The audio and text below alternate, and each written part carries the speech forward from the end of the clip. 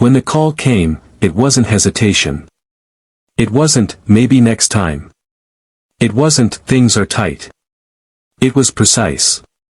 There isn't enough room for you at the retreat, Daniel. The words pierced deeper than a knife. Hours later, I stood outside that same retreat cabin, and I counted. 66 people. My brothers, their wives, their kids, friends, even the cousins who barely knew our last name. All of them welcomed. All of them laughing. Everyone, except me. I didn't shout. I didn't beg. I simply let the weight of her words sink into me. Because I already knew the truth. This wasn't about space. This was about erasing me. The very first retreat came back to me. I was 13, beaming as my father flipped burgers on the porch and my mother raised her glass, declaring tradition had been born. I felt proud then, belonging to something I thought was unbreakable. But blood doesn't protect. Blood spills. At first, the cuts were small. Trips I wasn't told about. Photos where I was barely mentioned. Messages never returned. I told myself it was nothing, but silence becomes a language. And I understood it. By the time my mother told me there wasn't space for me, I knew exactly what she meant. I wasn't family anymore. I was disposable. But they underestimated me. That night, I parked where the forest swallowed my car. Through the glowing windows I watched them, laughter spilling out, children running barefoot, glasses raised in careless joy. They believed I was invisible. What they forgot is that invisibility can be powerful. I slipped inside using the spare key my father once gave me.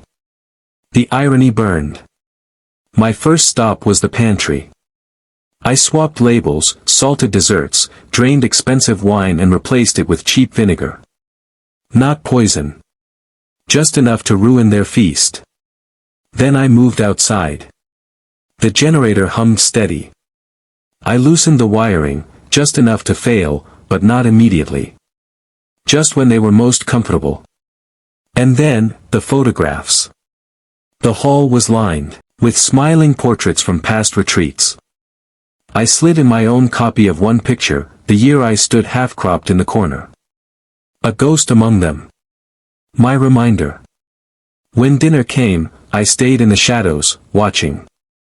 My mother at the head of the table, smug as ever, raising her glass. So glad everyone could make it. Everyone. The roast was too salty, the dessert soured with vinegar, the wine spat back into glasses. Confusion thickened like smoke. And then, the lights died.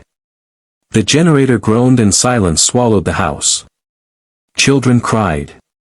Adults cursed. My mother's voice, sharp with panic, cracked through the dark.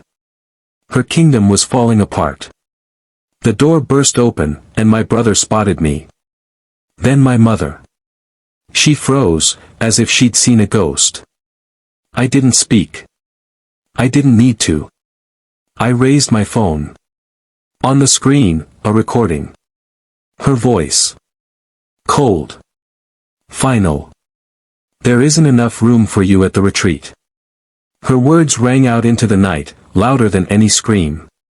The family stared, 66 witnesses. Confusion turned to disgust. My father bowed his head, unable to meet my eyes. The truth was undeniable. Her empire shattered in seconds. I turned, walked into the woods, and let the night claim me. Later, calls came. Messages. Some apologies. Some silence. It didn't matter. I wasn't looking for their voices anymore. They told me there wasn't enough room for me.